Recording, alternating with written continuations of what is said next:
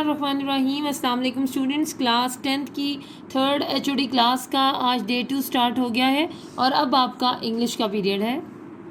अब अपनी इंग्लिश की बुक्स निकाल लीजिए जी स्टूडेंट्स। हम ये पोएम पढ़ रहे हैं यूनिट 3 ट्राई अगेन।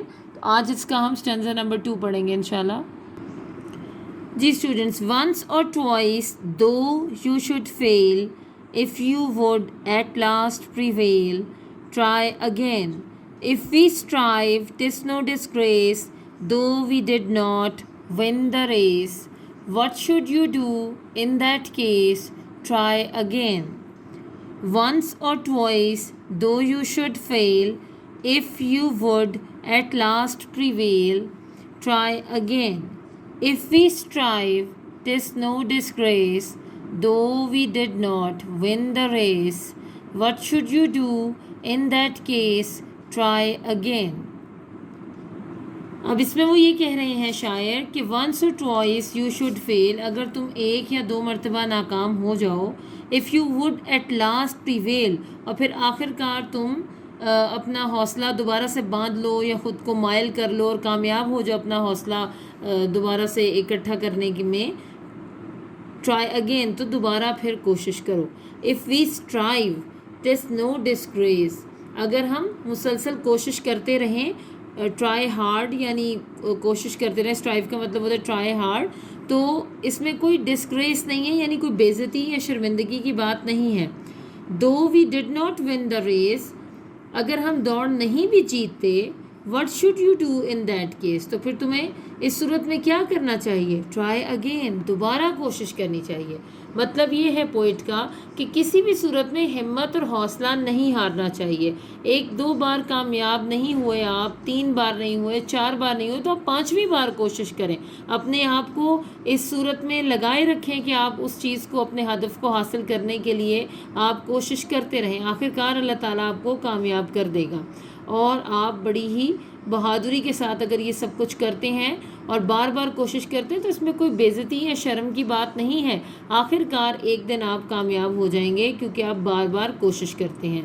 तो स्टूडेंट्स, ये आपका स्टैंजा नंबर 2 हो गया। इसकी हमने रीडिंग की है, अब हम इसकी आपको कंप्रीहेंशन करवाते हैं जी स्टूडेंट्स। ये देखिए स्टैंजा 2 आपके नोट्स में। वंस और ट्वाइस दो you should fail, if you would at last prevail, try again.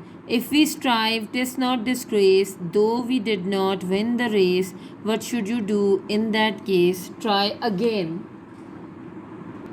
Ji students, first question है, how is failure not a disgrace? Answer है, wise man learn from there failure. Try again, get success and become respectable. दोबारा देख लीजिए, wise man learn from there failure, try again, get success and become respectable. In this respect failure is not a disgrace.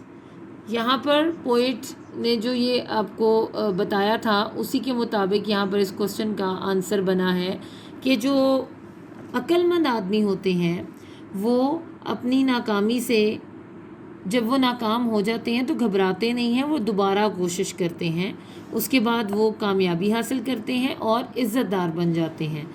In this respect failure is not a disgrace. और इस तरह से अगर हम देखें तो जो फेलियर या नाकामी है वो बिल्कुल भी बेइज्जती का बायस नहीं बनती. अगला क्वेश्चन है, how many times should we try and Y? Answer है, we should keep trying till we achieve our goal. If we do not win the race, what should we do? In case if we do not win the race, we should try again. तो students, आज के दिन में आपने अपने stanza number 2 की reading की और फिर उसी स्टैंजा की हमने आपको कंप्रीहेंशन करवाई है. ये 3 क्वेश्चंस हैं जिनके आंसर्स आपने अपनी नीट नोटबुक्स पर लिखने हैं और इनको आपने ज़ुबानी याद करना है जी स्टूडेंट्स. आज के दिन में आपको मैं आपका एक लेटर भी पढ़ा रही हूँ और ये आपके नोट्स में, जो मेरे पास नोट्स हैं, इसमें तो ये पेज नंबर 39 पर है. आप भी देख लीजिए, होपफुली इसी पेज पर होगा.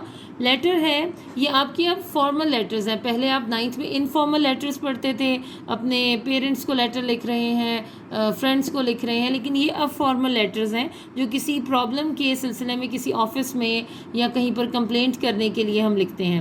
Right a letter to the chairman LDA. LDA کیا ہے؟ جیسے اسلام آباد میں CDA ہے, کیپٹل ڈیولپمنٹ اتھارٹی, اسی طرح یہ لاہور ڈیولپمنٹ اتھارٹی ہے LDA. Inform him about the bad condition of roads in your locality. تو اس کا طریقہ وہی ہوگا جیسے ہم پہلے ایگزامینیشن ہال لکھتے تھے, اسی طرح دا چیئرمین, دا کا T کیپٹل ہے اور چیئرمین کا C اور پھر کوما, دا چیئرمین L.D.A. LDA یہ کیپٹل میں لکھیں گے LDA اور اس کے بعد کوما اور لاہور, کیونکہ یہ LDA کو لکھ رہے ہیں تو پھر لاہور ہی جا رہا ہے اس لیے آپ لاہور لکھیں گے, اور لاہور کا L کیپٹل فل سٹاپ. اب اس میں جو فارمل لیٹرز ہوتے ہیں سبجیکٹ بھی لازمی لکھنا ہوتا ہے کہ آپ کس موضوع پر یہ خط لکھ رہے ہیں. سبجیکٹ ہے road repair. Dear sir comma it is, یہاں پر ان نہیں لکھا ہوا, آپ خود ایڈ کر لیجئے. It is in your kind information that the condition of roads in our locality is the worst. Everyone is facing the difficulty on the road.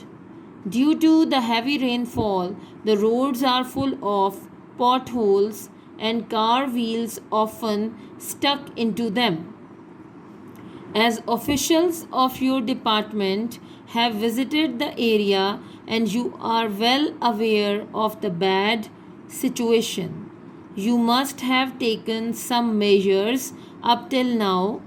Anyhow, you must send a repair team to this area as soon as possible. Expecting an early action. Yours sincerely, XYZ. اور آپ کو پتہ ہے کہ sincerely میں آپ یا کوئی بھی اس طرح اپوسٹرافی نہیں ڈالیں گے, اور یہ یورز میں بھی اپوسٹرافی نہیں ہوتی. بچے اکثر یہ غلطی کرتے ہیں, تو آپ اس طرح کا کوئی کام نہیں کریں گے اس میں یورز میں. اور اسٹوڈنٹس یہ لیٹر آپ آج ہی کے دن میں اپنی نیٹ نوٹ بکس پر نوٹ کیجیے گا اور اس کو آپ زبانی یاد کریں. اس میں روڈ ریپیئر کرنے کے متعلق ریکویسٹ کی گئی ہے چیئرمین LDA سے, اور کمپلینٹ بھی ہے کہ آپ کے آفیشلز آ کر دیکھ کر بھی گئے ہیں ڈپارٹمنٹ کے لوگ, لیکن آپ کو پتہ بھی ہے کہ یہاں کی سڑکیں خراب ہیں اور بارش کی وجہ سے بہت مشکلات کا شکار ہو جاتے ہیں لوگ, تو آپ کائنڈلی اس کو ریپیئر کر دیں جتنی جلدی پاسبل ہو جائے. تو بہت ہی سمپل سا لیٹر ہے, آپ اس کو پریکٹس کیجئے گا, تیار بھی کر لیجئے گا. جی اسٹوڈنٹس, ہمارے آج کے فریزل وربز ہیں 26 سے لے کر 30 تک. پہلا ہے ڈپینڈ آن, انحصار کرنا. Don't depend on others. اگلا ہے ڈیلیور ٹو, حوالے کرنا. He delivered the mail to CDA. Died of, بیماری سے مرنا. He died of cancer. Die for, کسی کے لیے مرنا. Soldiers die for the motherland. اور لاسٹ ہے ڈریم آف, خواب دیکھنا. I dream of a peaceful آر. تو آپ کے یہ آج 5 فریزل وربز ہیں جو آپ نے آج کے دن میں یاد کرنے ہیں, ان کو نوٹ کرنا ہے. السلام علیکم اسٹوڈینٹس, آج آپ کا ڈے 7 ہے اور اردو کا ڈے 2 کا کام ہم آج کریں گے. جی اسٹوڈینٹ, ہم یہاں سے آگے پڑھیں گے پیج نمبر 33 پہ. میں تو آگے بڑھ رہی تھی مگر ہاتھ پاؤں کانپ رہے تھے, ڈر سے نہیں حیرانی سے کہ یا اللہ یہ کون لوگ ہیں. میں جاگ رہی ہوں یا خواب میں یہ پرستان کی سیر ہے, اور اگر جاگتے میں کوئی پری یا دیو مجھے یہاں اڑا لایا ہے تو دیکھیے گھر الٹا جانا بھی ہوتا ہے یا نہیں. اسی سوچ میں تخت کے پاس پہنچ کے گئی. بادشاہ میری گھبراہٹ دیکھ کر مسکرائے اور بادشاہ بیگم نے مجھ سے کہا آؤ سیدانی بھی آؤ, مزاج تو اچھے ہیں, میں نے سنا ہے راستے میں تم بہت ڈری. میں بولی حضور کو دعا دیتی ہوں, حضور ڈرنا کیسا, وہ تو اللہ تعالیٰ نے مدد کی, نہیں تو جان نکلنے میں کسر ہی کیا رہ گئی تھی. صدقے مولا کے نام پر بادشاہ اور سارے درباری سرو قد کھڑے ہو گئے اور بادشاہ فرمانے لگے سیدانی بھی تم جانتی ہو ہمارے ہاں اس نام کی کتنی عزت ہے. یعنی جیسے ہی سیدانی بھی نے اللہ کے رسول صلی اللہ علیہ وسلم کا نام لیا, حضرت علی کا نام لیا, تو صدقے مولا کے نام پہ سے مراد مولا حضرت علی کرم اللہ وجہ کو کہتے ہیں نا, تو پھر وہ سارے کے سارے درباری جو ہیں وہ کھڑے ہو گئے. میں نے دل میں خدا کا شکر ادا کیا کہ جو کچھ بھی ہو یہ لوگ مسلمان ہیں اور آپ کسی بات کا ڈر نہیں. بادشاہ بیگم ہم کو گناہگار نہ کرو. ایک کرسی کی طرف اشارہ کر کے بولی بیٹھ جاؤ. ہاں تم ڈری کیوں تھی؟ میں نے کہا سرکار ڈرنے کی بات کیوں نہ تھی، ایک اکیلی دوسرے سنسان جنگل، پھر جو میرے ساتھ تھا اس کی صورت ایسی ڈراؤنی تھی کہ میرے اوسان جاتے رہے۔ یہ سن کر شہزادی خوب ہنسی اور بولی اما بیگم بکر گدا موا بڑا شریر ہے، یعنی وہ جو بندہ اس کو لینے گیا اس کا نام بکر گدا تھا، اس نے کہیں اپنی شکل دکھا دی ہوگی۔ اب میرے پیٹ میں پھر ہول اٹھنے لگے کہ یہ ساری صورتیں بھی نقلی نہ ہوں، اور بولا کر چاروں طرف دیکھنے لگی۔ بادشاہ بیگم سمجھ گئی کہ شہزادی کی باتوں سے سیدانی بی کے دل میں ہماری صورتوں کی طرف سے کچھ شبہ ہوا ہے۔ وہ مسکرا کر بولی سیدانی بی ڈرو نہیں، یہ ہماری سب کی شکلیں اصلی ہیں، بلکہ پریزادوں کی ساری ایسی ہی خوبصورت شکلیں ہیں جیسے تم دیکھ رہی ہو۔ میری لڑکی سہیل پری نے جس کا ذکر کیا ہے وہ جن ہے، اور جن البتہ وضع کی شکلوں کے ہوتے ہیں۔ خاطر جمع رکھو، تمہارے سامنے کوئی جن یا دیو بری صورت بنا کر نہیں آئے گا۔ اتنے میں کھانوں کے خوان اترنے لگے، اس کو خوان نہیں پڑھنا، ٹھیک ہے، خوان نہیں پڑھنا۔ خاصا چنا گیا۔ کھانا کیا تھا؟ اللہ کی قدرت کا کرشمہ تھا۔ ایک ایک بالش کے پودے پھلوں پھولوں سے لدے ہوئے سامنے تھے، خوشبو کی لپیٹیں آ رہی تھیں، مگر میں کھاتی کیا؟ نہ کسی قسم کی روٹی تھی، نہ سالن، نہ پلاؤ تھا، نہ زردہ۔ ہکا بکا ایک ایک کا منہ دیکھ رہی تھی کہ بادشاہ بیگم مسکرا کر بولی سیدانی بی دیکھتی کیا ہو، کھاتی کیوں نہیں؟ یہ پرستان کا کھانا ہے، تم مہمان ہو، ہاتھ بڑھاؤ تو اور بھی کھائیں۔ میں نے کہا سرکار کوئی کھانے کی چیز ہو تو کھاؤں، یہ تو نگوڑے درخت ہیں اور ان میں جو پھل لگے ہوئے ہیں وہ بھی اللہ مارے سچ مجھ کے دکھائی نہیں دیتے۔ شہزادی الڑ نے میرے اس کہنے پر ایک فرمائشی کہا لگایا اور کہنے لگی سیدانی بی جیسا سنا تھا کہ آدم ذات بڑا بھولا ہوتا ہے، تمہیں ویسا ہی پایا۔ تم بسم اللہ کر کے کوئی پھل تو توڑو اور کھاؤ، تو جس کھانے کا خیال دل میں کرو گی وہی مزہ آئے گا۔ بیگم یقین تو مانو، ایک زرد جو پھل توڑ کر میں نے منہ میں رکھا، کیا کہوں، دلی میں بھی ایسے ذائقہ کا بونٹ پلاؤ کھایا نہ ہوگا، یعنی وہ بونٹ پلاؤ پکا کے چھوڑ گئی تھی نا، تو وہ اس کو وہی ذائقہ آیا۔ میر صاحب کی بیوی بونٹ پلاؤ تو جو گھر میں چھوڑائی تھی وہی پہلے یاد آیا۔ بڑی لڑکی، قلعے میں تو آپ بہت جایا کرتی تھی، کیا وہاں میں بھی ایسے مزے کا پلاؤ نہیں کھایا؟ سیدانی حسینی بادشاہ کے خاص رکابدار کے ہاتھ بڑے بڑے تعریفی کھانے 20 مرتبہ کھائے ہوں گے، مگر بیوی وہ بو باس اور وہ آب و نمک ہی کچھ اور تھا۔ ہاں تو بہن پھر کیا تھا، جو کھانے کھائے تھے بلکہ جن کا نام ہی سنا تھا ان کا خیال کرتی گئی، اور اللہ تیری شان وہی مزہ آتا گیا۔ اچنبے کی بات تھی کہ جب ایک پھل توڑتی تو دوسرا اس کی جگہ فوراً نکل آتا۔ پھولوں کلیوں کو جو چکھا مٹھائیاں تھیں، ایسی نفیس ہلکی خوش ذائقہ کہ ہر نوالے میں روح تازہ ہوتی چلی گئی۔ پیاس معلوم ہوئی تو پانی کا خیال آتے ہی یاقوت کا گلاس خود بخود آ کر میرے منہ سے لگ گیا۔ یاقوت کا گلاس اور ایسا حباب کہ باہر سے پانی جھم جھم کرتا دکھائی دیتا تھا۔ ڈر کے مارے میں نے زور سے ہونٹ بھی نہ بھینچے کہ کہیں کنارہ ٹوٹ کر منہ میں نہ چپ جائے۔ اللہ پانی کو نہ پوچھو، ایسا میٹھا، ایسا معطر، ایسا سفید پانی تو نہیں ہوتا، نہ جانے کیا چیز تھی۔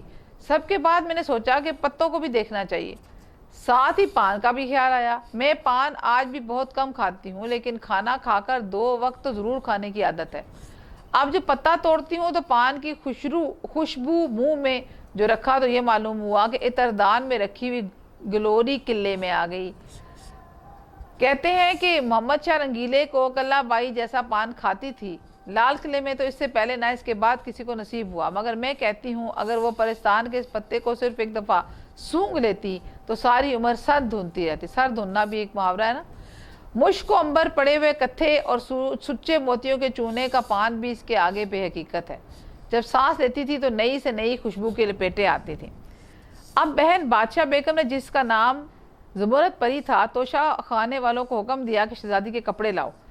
کشتیوں پر کشتیاں، تھان پر تھان چلے آنے لگے۔ کپڑوں اور گوٹا کناری کو دیکھ کر میری تو عقل جاتی رہی۔ بڑی بڑی رانیوں شہزادیوں کے جوڑے دیکھے ہیں، نور بائی کی پشواز بھی دیکھی ہے جس میں سیروں جواہرات ٹکے ہوئے تھے، لیکن ان کپڑوں سے کیا نسبت، کجا دنیا کے کپڑے، کجا پرستان کے، آنکھ نہیں ٹھہرتی تھی۔ ریشم اور سونے کے تاروں سے بنی ہوئی آب رواں، موتیوں سے لیسی ہوئی گلشن، ایسا ہی کمخواب اور زربفت کے دید نہ شنید یعنی دیکھا نہ سنا۔ گوٹا وہ کہ دنیا دیکھے اور اش کرے، یہ بھی محاورہ، بہت زیادہ محاورات کا استعمال ہوا ہوا۔ رنگ رنگ کے جوہرات کی لڑیاں تھیں۔ جب سامان آ گیا تو بادشاہ بیگم بولی لو بھی سیدانی اب تم اپنا ہنر دکھاؤ، تمہاری بہت تعریف سنی ہے، ہم تو جب جانے کہ پاکستان میں بھی تمہارا نام ہو جائے۔ میں دل میں تو بہت پریشان ہوئی کہ یا اللہ میں یہاں کیا کاریگری دکھاؤں، کون سی وضع ٹانکوں کہ ان کے لیے نئی ہو، مگر زبان سے کہا حضور اللہ مالک ہے، وہی آبرو رکھنے والا ہے، صبح ہونے دیجئے، جو کچھ مجھے آتا ہے حاضر ہوں۔ وہ ہنس کر بولی سیدانی بھی پاکستان میں نہ دن ہوتا ہے نہ رات، ایک ہی موسم اور ایک ہی وقت رہتا ہے، تم جب چاہو کام شروع کر دو۔ میں نے تعجب سے عرض کیا تو یہاں لوگ سوتے نہیں؟ کہنے لگی یہاں سونے کا کیا کام، نیند پاکستان میں نہیں آتی، ہمارا مشغلہ تو 8 پہر سیر سپاٹے ہیں، پاکستان سے جی اگتایا تو دنیا والوں کے خوابوں میں چلے گئے۔ سبحان اللہ، ایسی ایسی باتیں لکھی ہوئی ہے کہ انسان جی۔ بہن میں نے دیکھا ہے کہ واقعی نیند کا نام بھی آنکھوں میں نہیں، نہ پیٹ میں گرانی، نہ سر بھاری، نہ انگڑائیاں، نہ جمائیاں، سوچا کہ دیر کیوں لگائی جائے، قطر بیونت کا سامان تو موجود ہی تھا، اللہ کا نام لے کر جوڑے قطرنے لگی اور اسی وقت سے سینے اور ٹانکنے کا لگا دیا۔ ادھر میں ایک طرف بیٹھی ہوئی اپنے کام میں مصروف تھی، ادھر ناچنے گانے والی پریوں کے تخت اتر رہے تھے، ایک سے ایک طرح دار اور ایک سے ایک شوق، اپنے فن میں استاد، نہ کانوں نے کبھی ایسا گانا سنا تھا نہ آنکھوں نے ایسے ناچ دیکھے تھے۔ آوازیں تھیں کہ جیسے کوئلیں مل کر کوکیں، ناچ تھا کہ ہوا میں جیسے تتلیاں اڑ رہی تھیں۔ کیا پوچھتی ہو بیگم، خدا کی قدرت کا تماشا، لیکن مجھے تو اپنی فکر تھی کہ کہیں جلدی کام نپٹے اور چھٹکارا پا کر گھر جاؤں۔ ذرا کی ذرا آنکھ اٹھا کر دیکھ لیتی اور اپنی سوئی چلانے لگتی۔ اس کی کارسازی کے قربان صدقے مشکل کشا کے عقل نے ایسا کام دیا کہ اور پہلے ہی جوڑے میں واہ واہ ہو گئی۔ شہزادی کا چہرہ بھی خوشی کے مارے پھول کی طرح کھل گیا۔ اب کیا تھا، میرے ہاتھ پاؤں میں گھوڑے لگے۔ ہاتھ پاؤں میں گھوڑے لگ جانا جو ہے اس کا مطلب ہوتا ہے تیز ہاتھ پاؤں چلنا، ٹھیک ہے۔ دنوں کا کام گھڑیوں میں ہونے لگا، کہانی بہت لمبی ہے، کہاں تک کہوں، جس کام کی آدمی دھن باندھ لے وہ ہو ہی جاتا ہے، یعنی کام شروع کرے تو ہو ہی جاتا ہے۔ ہم ابھی آپ کو محنت کی بات بتا رہے تھے، یہ وہی چیز ہے کہ آدمی سوچ لے کہ میں نے وہ کام کرنا ہے تو وہ کام ہو جاتا ہے، کتنا ہی ناممکن کیوں نہ ہو۔ آخر سارے جوڑے سل بھی گئے اور ٹک بھی گئے۔ کتنے دن لگ گئے یہ کون کہہ سکتا ہے، وہاں دنوں کا حساب ہی نہ تھا۔ ہاں اگر یہاں اتنا کام کرتی تو خدا جھوٹ نہ بلوائے میرے اکیلے ہاتھ پر 1 سال سے کم نہ لگتا۔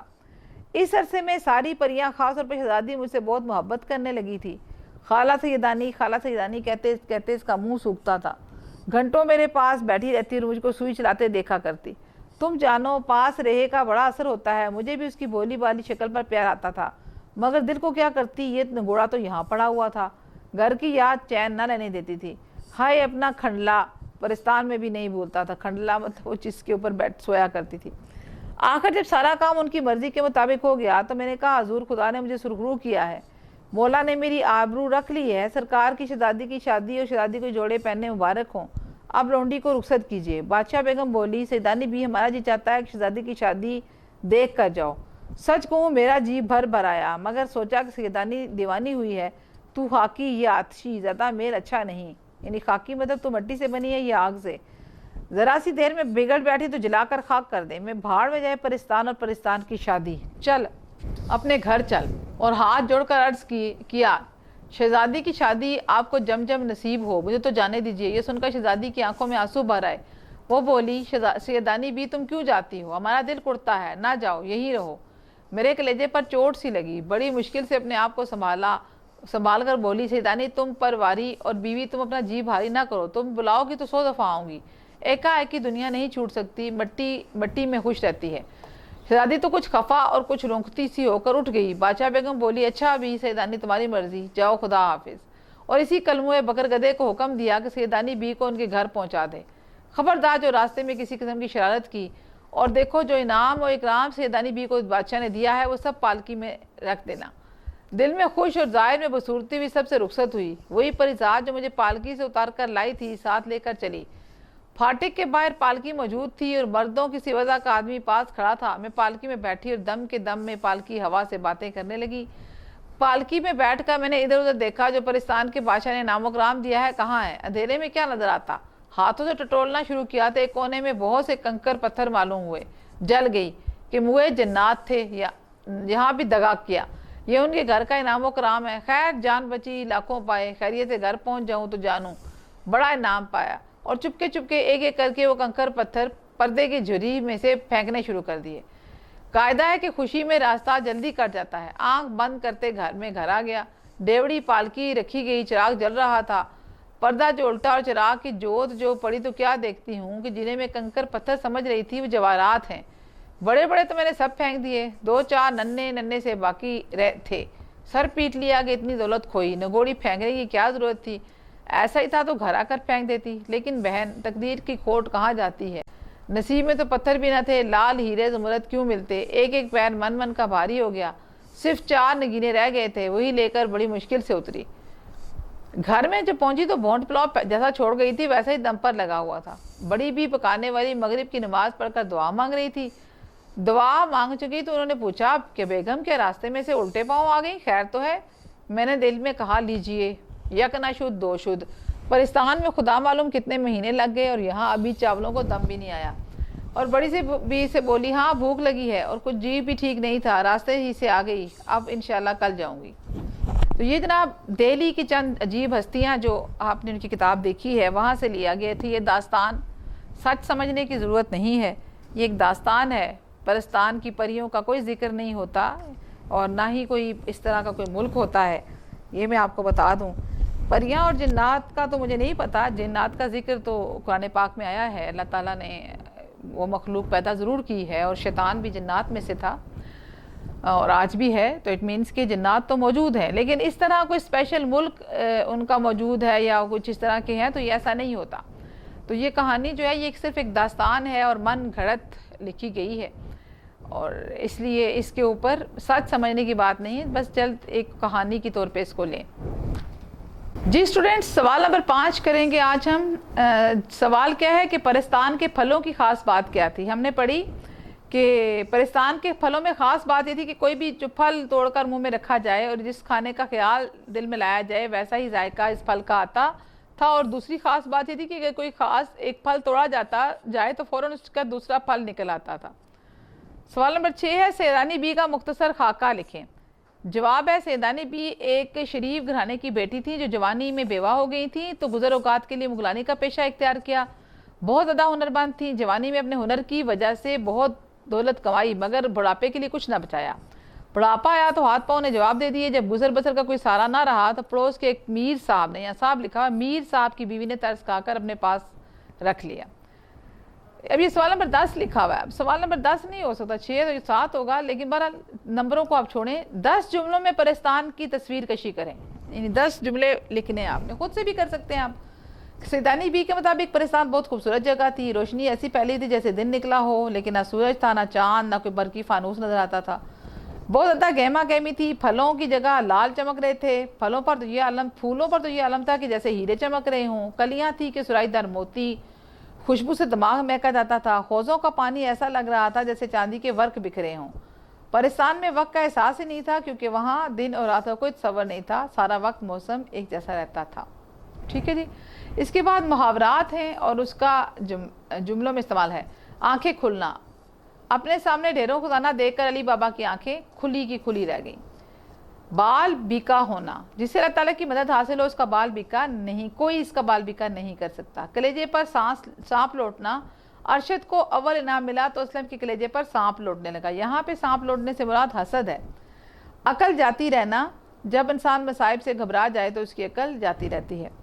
اس کے بعد تشبیہ ہے، یہ بھی آپ پڑھ لیجئے کہ مشترک صفات کی بنا پر کسی ایک چیز کو دوسری چیز کی مانند قرار دینا تشبیہ کہلاتی ہے۔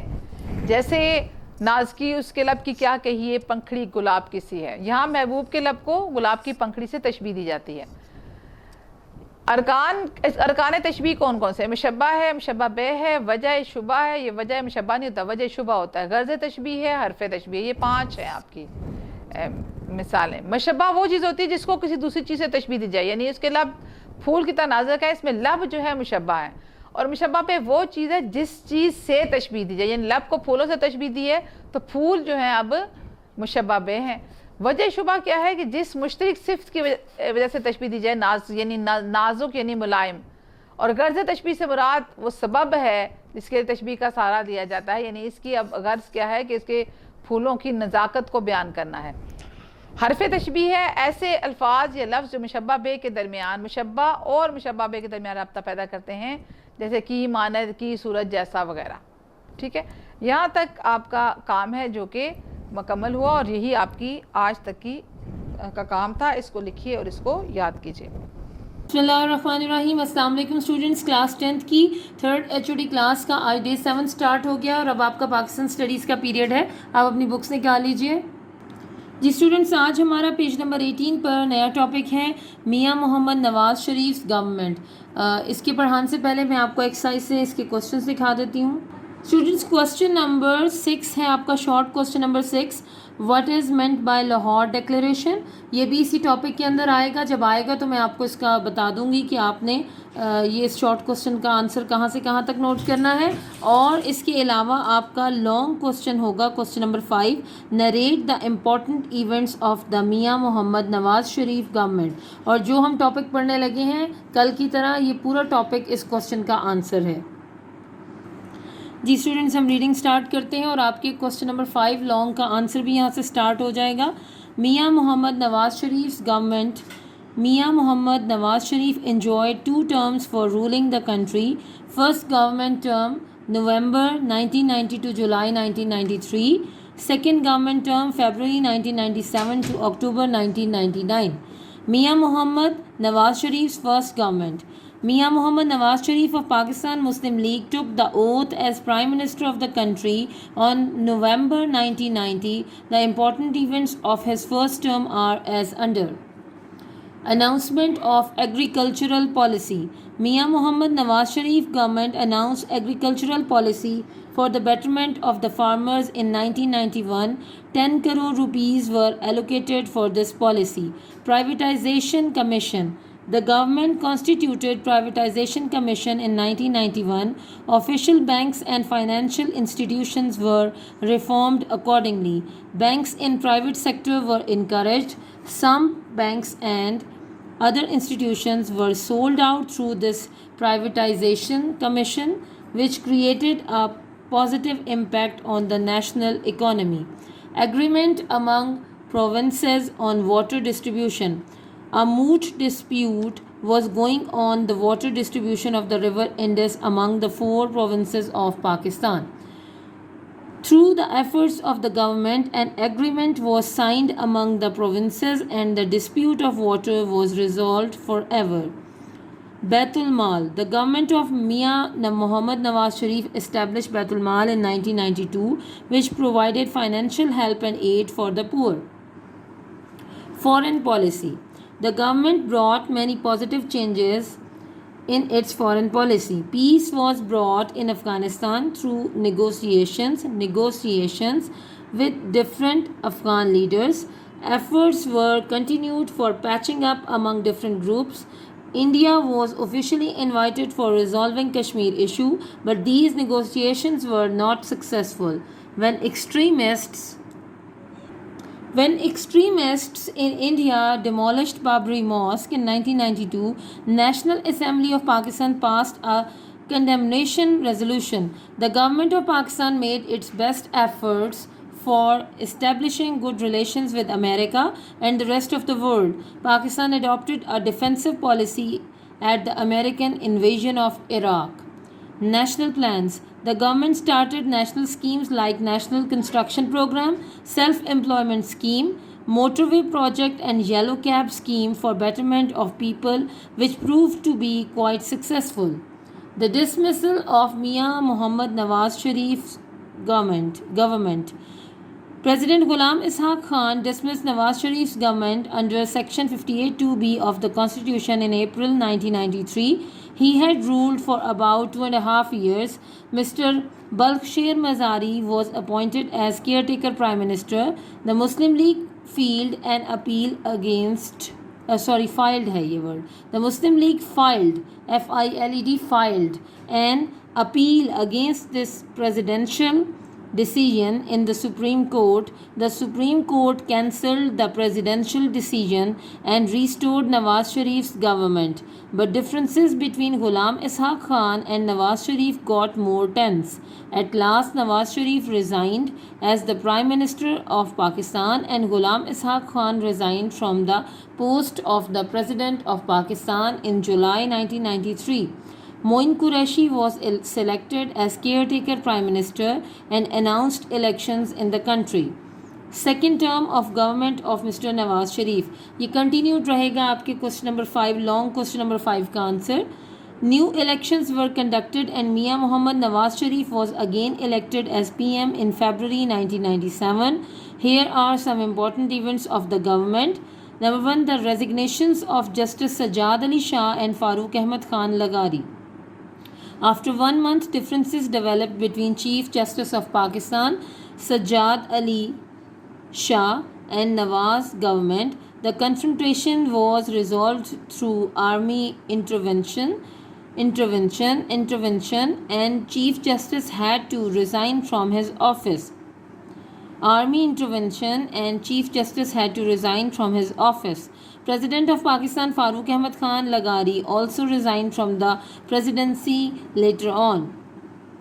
Justice retired Rafiq Tarar elected as President of Pakistan.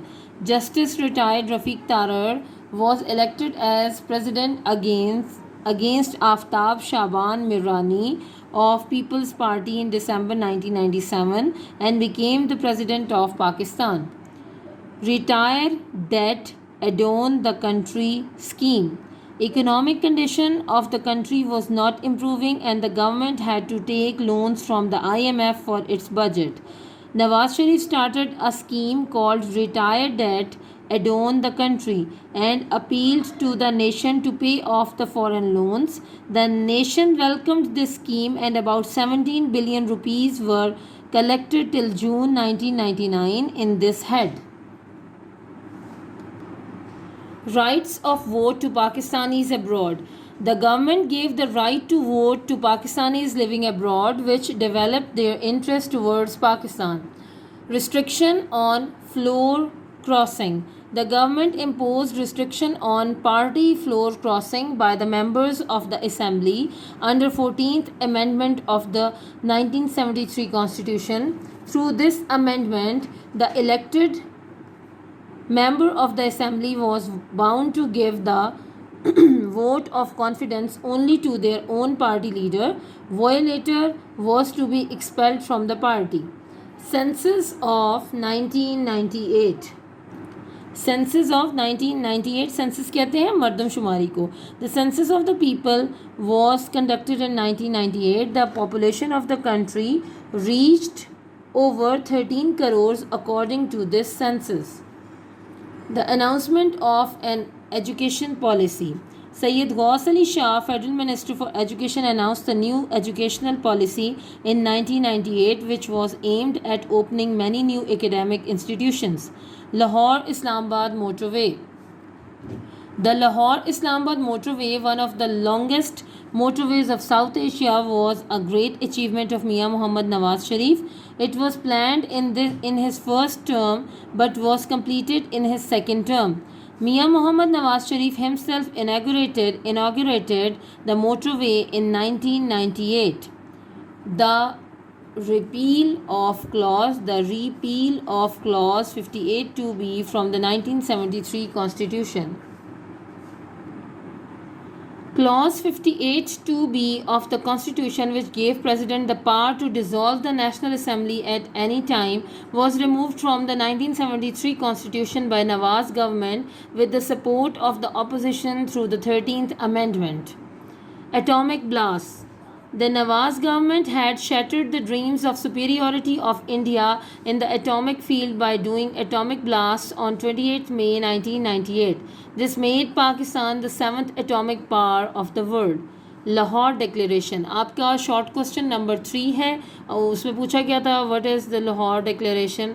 इसी टाइप का क्वेश्चन है. क्वेश्चन नंबर 6 है, शॉर्ट क्वेश्चन नंबर 6, जिसका ये आंसर है Lahore declaration. The Indian Prime Minister Atal Bihari Vajpayee visited Lahore by bus with a message of peace and goodwill. Mia Mohammad Nawaz Sharif welcomed him at Wagah border. Both leaders announced many plans to normalize mutual relations. A joint communique was signed, which was called Lahore Declaration. جی students, میں نے اس کی pronunciation check کی کیونکہ یہ ہماری language کا بھی اور انگلش لینگویج کا بھی ورڈ نہیں ہے، یہ فرینچ ورڈ ہے اور یہ ہے کمیونیکے. یہ جو ای کے اوپر آپ دیکھ رہے ہیں یہ سائن کمیونیکے. کمیونیکے کا مطلب ہوتا ہے یہی کوئی ایگریمنٹ وغیرہ جو کہ پبلکلی اس کی اناؤنسمنٹ کی جائے، اس ٹائپ کا اس کا میننگ ہے کمیونیکے. A joint communique was signed which was called Lahore Declaration. The entry of the army into Wabda. Wabda was handed over to army by the Mian Muhammad Nawaz Sharif government to root out its corruption and to reduce load shedding in 1999. This produced very encouraging results. Kargil invasion. In 1999, a war broke out between India and Pakistan on Kargil. Later on intervention of the American President Bill Clinton, both countries declared ceasefire. The removal of Nawaz Sharif government. General Pervez Musharraf removed the democratic government of Mian Muhammad Nawaz Sharif and took over the country on 12th October 1999. The plane hijack case was filed against Mian Muhammad Nawaz Sharif. He was sentenced to imprisonment and was declared unfit for any public post by a special court. On the intervention of Saudi government, he was sent in exile to Saudi Arabia. Students یہاں آپ کے long question number 5 کا answer بھی complete ہوا اور آج کا ہمارا ٹاپک بھی مکمل ہو گیا. ایک آپ کا شارٹ کوسچن اور ایک لانگ کوسچن بھی تیار ہو گیا. آپ اس کو آج ہی کے دن میں اچھی طرح یاد کر لیجیے گا. بسم اللہ الرحمن الرحیم. السلام علیکم اسٹوڈنٹس. کلاس 10 کی 3rd HOD کلاس کا آج ڈے 7 سٹارٹ ہو گیا ہے اور اب آپ کا مطالعہ پاکستان کا پیریڈ ہے. آپ اپنی مطالعہ پاکستان کی بکس نکال لیجیے. جی اسٹوڈنٹس، آج ہم نے پیج نمبر 18 پر اپنا نیا ٹاپک پڑھنا ہے میاں محمد نواز شریف کا دور حکومت. پہلا دور حکومت نومبر 1990 تا جولائی 1993 اور دوسرا دور حکومت فروری 1997 تا اکتوبر 1999. میاں محمد نواز شریف کا پہلا دور حکومت نومبر 1990 میں پاکستان میں مسلم لیگ کے میاں محمد نواز شریف نے ملک کے وزیر اعظم کا حلف اٹھایا.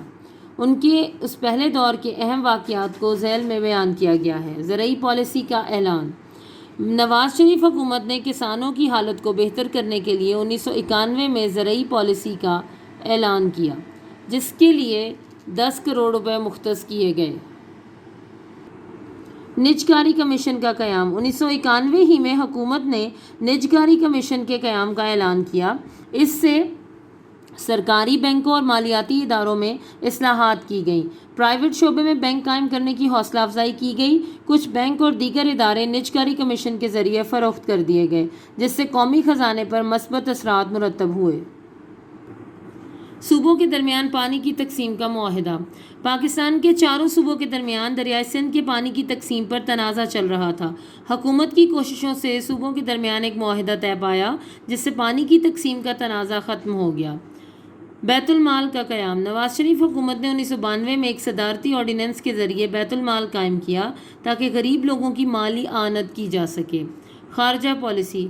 نواز شریف حکومت نے اپنی خارجہ پالیسی میں کئی مثبت تبدیلیاں کیں. افغانستان میں قیام امن کے حوالے سے افغانستان کے مختلف لیڈروں سے مذاکرات کر کے قیام امن کی خاطر مختلف گروہوں میں صلح کروانے کی پالیسی جاری رکھی. مسئلہ کشمیر کے حل کے لیے بھارت کو باضابطہ دعوت دی گئی لیکن مذاکرات بامقصد نہ ہو سکے. 1992 میں بھارت میں انتہا پسندوں نے بابری مسجد کو منہدم کیا تو پاکستان کی قومی اسمبلی نے قرارداد مذمت پاس کی. حکومت پاکستان نے امریکہ اور دنیا کے دوسرے ممالک کے ساتھ اچھے تعلقات قائم کرنے کے لیے بھرپور کوششیں کی. امریکہ نے عراق پر حملہ کیا تو حکومت پاکستان نے محتاط پالیسی اختیار کی. عوامی منصوبے. نواز شریف حکومت نے عوامی فلاح و بہبود کے لیے تعمیر وطن پروگرام، خود روزگار اسکیم، موٹر وے پروجیکٹ اور یلو کیب اسکیم جیسے عوامی منصوبے شروع کیے جو کافی کامیاب ثابت ہوئے. نواز شریف حکومت کی برطرفی. اپریل 1993 میں صدر غلام اسحاق خان نے آئین کی شق 58(2)B کا سہارا لے کر نواز شریف کی حکومت کو برطرف کر دیا۔ ان کی حکومت قریباً 2.5 سال چلی۔ مسٹر بلخ شیر مزاری کو نگران وزیر اعظم بنا دیا گیا۔ مسلم لیگ نے صدر کے فیصلے کے خلاف سپریم کورٹ میں اپیل دائر کی۔ سپریم کورٹ نے صدر کے احکامات کو مسترد کرتے ہوئے میاں نواز شریف کی حکومت بحال کر دی، مگر صدر غلام اسحاق خان اور میاں نواز شریف کے درمیان اختلافات شدت اختیار کر گئے۔ بالآخر میاں نواز شریف نے جولائی 1993 کو وزارت عظمیٰ سے استعفیٰ دے دیا۔ صدر غلام اسحاق خان بھی صدارت سے مستعفی ہو گئے۔ معین قریشی نگران وزیر اعظم بنے اور نئے انتخابات کا اعلان کیا گیا۔ میاں محمد نواز شریف کا دوسرا دور حکومت۔ فروری 1997 میں میاں نواز شریف دوبارہ پاکستان کے وزیر اعظم بن گئے۔ ان کے اس دور کے اہم واقعات درج ذیل ہیں: جسٹس سجاد علی شاہ اور فاروق احمد خان لغاری کا استعفیٰ۔ ابھی میاں نواز شریف کی حکومت کو قائم ہوئے 1 مہینہ ہی ہوا تھا کہ سپریم کورٹ کے چیف جسٹس سجاد علی شاہ کے ساتھ ان کے اختلافات شروع ہو گئے۔ کئی ماہ پر محیط اس چپکلش کا انجام یہ ہوا کہ فوج کی مداخلت سے چیف جسٹس سجاد علی شاہ کو اپنے منصب سے مستعفی ہونا پڑا۔ اس کے بعد صدر پاکستان فاروق احمد خان لغاری نے بھی صدارت سے استعفیٰ دے دیا۔ جسٹس ریٹائرڈ رفیق تارڑ کا بطور صدر پاکستان انتخاب۔ دسمبر 1997 کے صدارتی انتخاب میں جسٹس ریٹائرڈ رفیق تارڑ نے پیپلز پارٹی کے آفتاب شعبان میرانی کے مقابلے میں انتخاب جیتا اور صدر پاکستان بنے۔ قرض اتارو ملک سنوارو مہم۔ پاکستان کی اقتصادی صورتحال بہتر نہ ہونے کے باعث حکومت کو بجٹ کے لیے IMF سے قرض لینا پڑتا تھا۔ میاں نواز شریف نے اپنے دوسرے دور میں قرض اتارو ملک سنوارو کے نام سے ایک مہم کا آغاز کیا اور اپنی نشری تقریر میں غیر ملکی قرض اتارنے کے لیے قوم سے قرض حسنہ کی اپیل کی۔ میاں نواز شریف کی اس اسکیم پر عوام نے لبیک کہا اور بھاری رقوم قومی خزانے میں جمع کرائیں۔ غیر ممالک میں مقیم پاکستانیوں کو پاکستان میں ووٹ کا حق۔ 1997 میں حکومت پاکستان نے غیر ممالک میں مقیم پاکستانیوں کو پاکستان میں ووٹ کا حق دے دیا، جس سے غیر ممالک میں مقیم پاکستانیوں کی اپنے ملک کے معاملات میں دلچسپی پیدا ہوئی۔ فلور کراسنگ پر پابندی۔ میاں نواز شریف حکومت نے 1973 کے آئین میں 14ویں ترمیم کے ذریعے ارکان اسمبلی کے پارٹی تبدیل یعنی فلور کراسنگ کرنے پر پابندی لگا دی۔ اس ترمیم کے ذریعے منتخب رکن اسمبلی کو پابند کیا گیا کہ وہ صرف اپنے لیڈر ہی کو اعتماد کا ووٹ دے گا، نافرمانی کی صورت میں اسے پارٹی سے خارج کر دیا جائے گا۔ 1998 کی مردم شماری۔ میاں نواز شریف کی حکومت نے 1998 کی مردم شماری کروائی، جس کے تحت ملک کی آبادی 13 کروڑ افراد سے زائد تھی۔ نئی تعلیمی پالیسی کا اعلان۔ 1998 میں وفاقی وزیر تعلیم سید غوث علی شاہ نے نئی تعلیمی پالیسی کا اعلان کیا، جس کے تحت کئی نئے تعلیمی ادارے کھولنے کا عزم کیا گیا۔ لاہور اسلام آباد موٹر وے۔ میاں نواز شریف نے جنوبی ایشیا کی طویل ترین لاہور اسلام آباد موٹر وے بنا کر ایک کارنامہ سر انجام دیا۔ یہ منصوبہ میاں نواز شریف کے پہلے دور حکومت کا تھا، جس کی تکمیل دوسرے دور حکومت میں ہوئی۔ 1998 میں میاں نواز شریف نے خود موٹر وے کی تکمیل پر اس کا باقاعدہ افتتاح کیا۔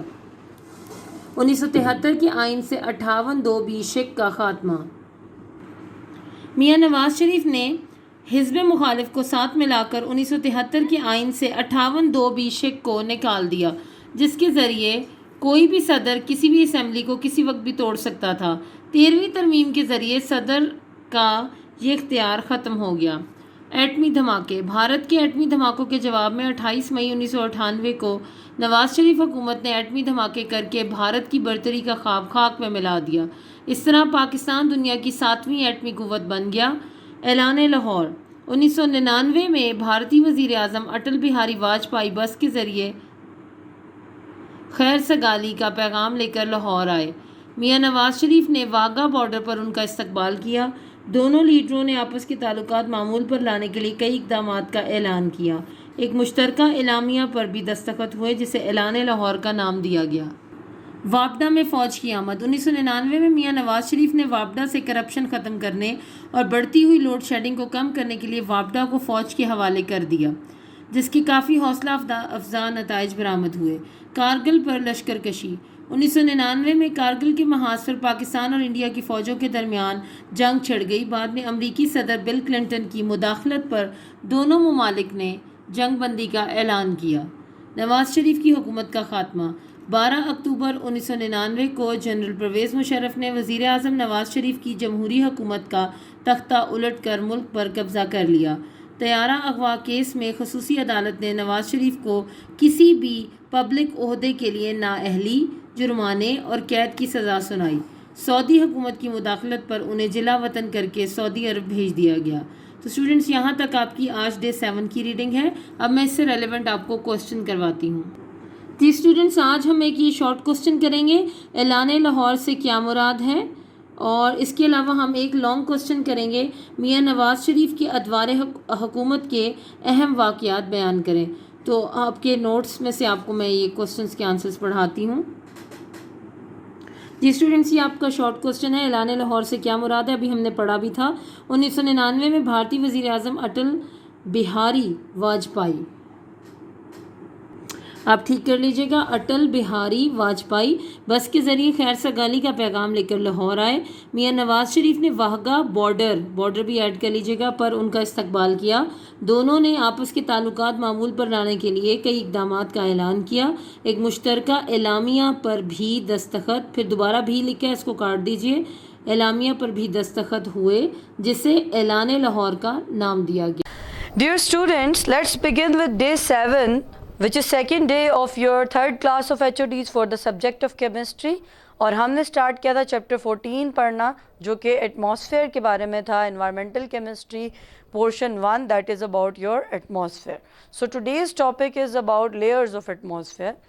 تو یہ ایک ڈائیگرامیٹک ڈسکرپشن آپ کو کل بھی دکھائی تھی ڈائیگرام، آج دیکھ لیں، وہ آپ کو تھوڑی سی اس کی بتائے گا لینتھ۔ اگر آپ ارتھ سے ابو آئیں تو from the surface of earth, ابو ارتھ کی سرفیس سے آتے ہوئے اوپر 10 to 12 کلومیٹر تک جو لینتھ ہوتی ہے وہ ٹروپوسفیئر ہے، اور اس 10 سے آگے 30 کلومیٹر تک اسٹریٹوسفیئر ہے۔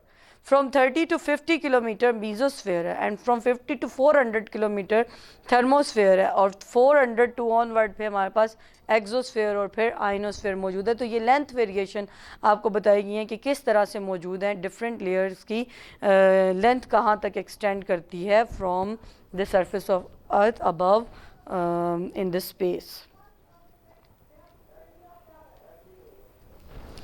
تو اب ہم ان لیئرز کے بارے میں پڑھیں گے۔ سب سے پہلی لیئر ہے ٹروپوسفیئر۔ ٹروپو مین ٹرننگ اور changing. Condition in troposphere are more variable than in other layers. سب سے زیادہ کنڈیشنز کون سی لیئر میں چینج ہوتی ہیں؟ ٹروپوسفیئر میں۔ ٹروپوسفیئر کی لینتھ کتنی ہے؟ From earth surface up to 12 kilometre. ارتھ کی سرفیس سے کتنے کلومیٹر تک؟ 12 کلومیٹر تک۔ اب اس کے اندر ٹیمپریچر دیکھیں گے، its maximum and minimum temperature is from 17 to 55 -55 degree Celsius. تو جب یہ زمین کے پاس ہوتی ہے تو اس کا ٹیمپریچر 17 ڈگری سیلسیس کے اراؤنڈ ہے۔ موسم کے لحاظ سے تھوڑا بہت فلکچویٹ بھی کرتا رہتا ہے، لیکن جیسے ہم ابو موو کرتے ہیں تو اس میں ٹیمپریچر ڈیکریز دیکھنے کو ملا ہے، اور اس کا منیمم ٹیمپریچر کیا ہے؟ -55 degree Celsius. Atmospheric layer closest to the earth surface is called troposphere. Troposphere ارتھ کی سب سے کلوز لیئر ہے، اور جتنی بھی لائف ایگزسٹ کرتی ہے وہ ٹروپوسفیئر کے اندر ہی ایگزسٹ کرتی ہے۔ کمپوزیشن کیا ہے؟ Troposphere contain most of the mass 75 to 80% of the atmosphere. تو کیا کیا پوائنٹس ہم نے پڑھے کہ conditions are continuously changing in troposphere. This is the closest layer near the surface of earth. Its length is starting from earth surface and extending up to 12 kilometre. Temperature variation, its minimum temperature is -55 degree Celsius and maximum temperature is 17 degree Celsius. Its composition is nearly about 70 to 80% of your atmosphere is actually present in the troposphere. تو troposphere آپ کے atmosphere کا مین حصہ ہے، یا آپ کا 75 to 80% جو حصہ ہے وہ troposphere کے اندر موجود ہے۔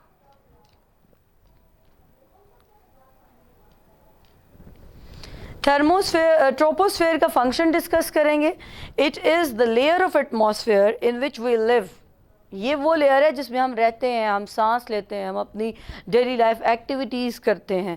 Nearly all the dust particle and water vapours are present in troposphere. اس کے علاوہ ڈسٹ پارٹیکل بھی کس میں ہوں گے؟ ٹروپوسفیئر میں, کیونکہ ہیومن ایکٹیویٹیز زیادہ تر کون سی لیئر میں ہو رہی ہوتی ہے؟ ٹروپوسفیئر میں.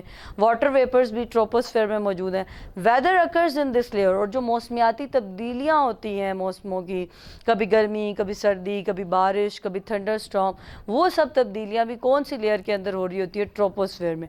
Most of the clouds are formed in troposphere, بادل بننے کا جو عمل ہے وہ بھی ٹروپوسفیئر میں ہوتا ہے. Aircraft flies in this region, aircraft جو ہے وہ جو ہوائی جہاز یا پلینز ہوتے ہیں تو ان کی پرواز کی حدود بھی ٹروپوسفیئر کے اندر ہوتی ہیں. For every 1 kilometre increase in altitude the air gets about 6.5 degree cooler. تو جیسے جیسے ٹیمپریچر بڑھتا ہے, 1 کلومیٹر ٹیمپریچر بڑھتا ہے تو ٹیمپریچر میں کمی آپ کہہ لیں, یہ ٹھنڈک کی کتنی ڈگری آتی ہے؟ 6.5 ڈگری اس میں ٹھنڈک دیکھنے کو ملتی ہے, یا وہ کولڈ ہو جاتا ہے. Next layer is stratosphere. Stratosphere means, strato means layer اور spread out. strato mean layer ہے جو spread out کرتی ہے. the second layer from the earth's surface is called stratosphere. troposphere کے بعد جو دوسری لیئر ہمارے پاس آتی ہے وہ کیا ہے؟ stratosphere. length, the stratosphere extend from the top of the troposphere to 50 kilometer above the earth's surface. جو stratosphere ہے وہ ایکسٹینڈ کرتی ہے, کہاں سے شروع ہوتی ہے؟ 12 سے لے کر 50 کلومیٹر تک جاتی ہے. تو اس کی ایکچوئل لینتھ کتنی ہوگی؟ 50 مائنس 12, تو اس کی ایکچوئل لینتھ ہمارے پاس 38 کلومیٹر ہے, کیونکہ 12 سے سٹارٹ ہو رہی ہے 50 تک جا رہی ہے. ٹیمپریچر ویریشن اس میں اٹ ہیز منیمم ٹیمپریچر -55 اور اس کے بعد جو میکسیمم ٹیمپریچر ہے 5 ہے. آپ کو پتہ ہے نا کہ نیگیٹو میں جتنی ویلیو بڑی ہوتی ہے تو وہ انٹیجرز کے رول کے مطابق چھوٹی ہوتی ہے, تو -55 is the minimum and -5 is the maximum. اب ہم نے آگے دیکھنا ہے کہ کیا وجہ ہے کہ اس میں ٹیمپریچر انکریز آ رہا ہے. ٹیمپریچر انکریز کی ریزن کیا, ہم نے اس کو فائنڈ آؤٹ کرنا ہے. دوبارہ سم اپ کر رہی ہوں. اسٹریٹو مینز لیئر اور spread out. This is the second layer when we are moving above the surface of earth. from the earth's surface above ہم جب موو کرتے ہیں تو یہ ہوتی ہے length اس کی from 12 to 50 kilometer and temperature variation are from -55 to 5 degrees Celsius.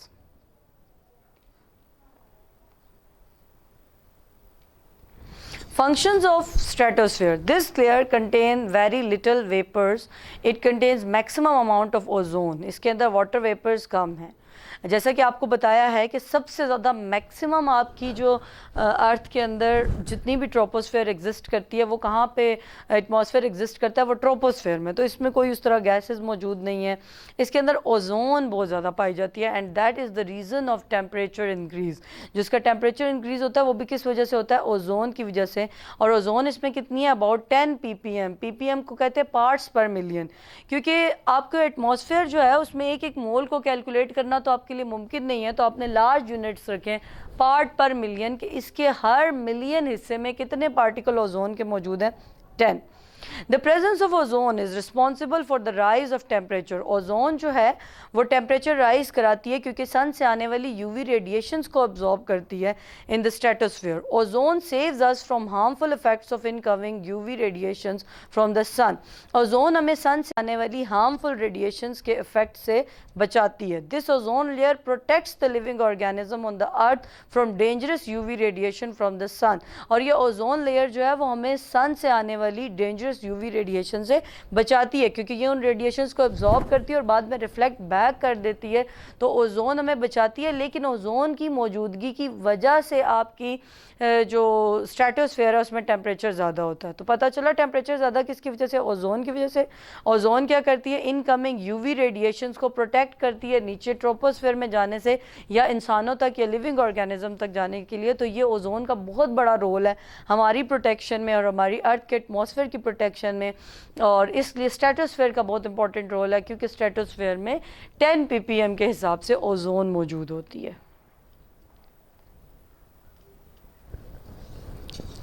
Mesosphere. Meso mean middle. So the mesosphere is the middle layer of the atmosphere. Mesosphere atmosphere کی middle layer ہوتی ہے. The mesosphere extend from top of the stratosphere of about 80 kilometers from the earth's surface.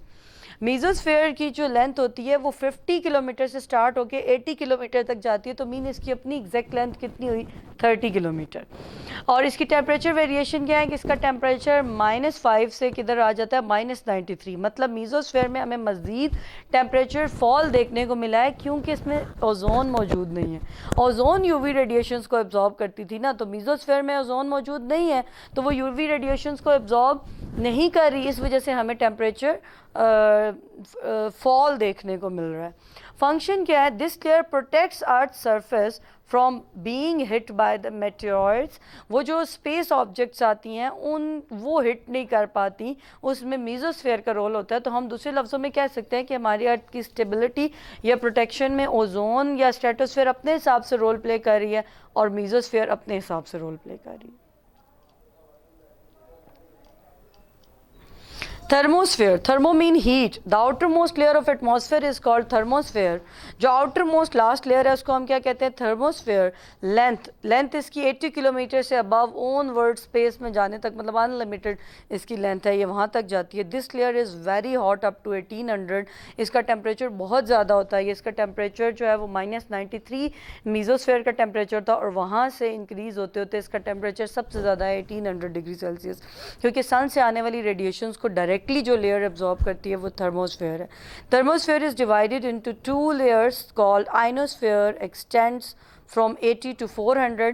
80 kilometre سے 400 kilometre تک ionosphere ہے, اور 400 kilometre سے ابو جو ہے وہ ہمارے پاس ایگزوسفیئر ہے. The outer layer of thermosphere is the exosphere. It extend from 400 kilometre to thousands of kilometer from the earth surface. یہ ارتھ کی سرفیس میں 400 کلومیٹر سے اوپر آن ورڈ 1000 کلومیٹر تک ایکسٹینڈ کرتی ہے. تو اس سلائیڈ میں جو انفارمیشن ہے اس کا آؤٹ پٹ یہ ہے کہ آؤٹر لیئر ہے جس میں ہیٹ بہت زیادہ ہے because it is absorbing radiations directly coming from sun.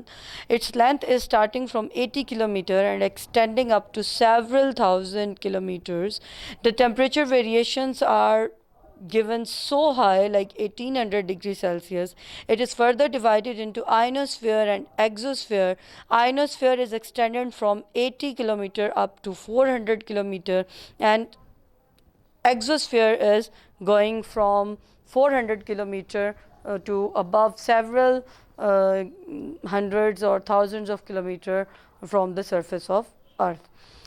یہ جو ٹاپک ہے یہ بہت ڈسکرپٹیو ہے کیونکہ یہ جتنی بھی چیزیں میں نے آپ کو بتائی ہیں اس کے ساتھ آپ نے اس کو میمورائز کرنا ہے. اس ٹاپک میں یاد کرنے کی چیزیں زیادہ ہیں.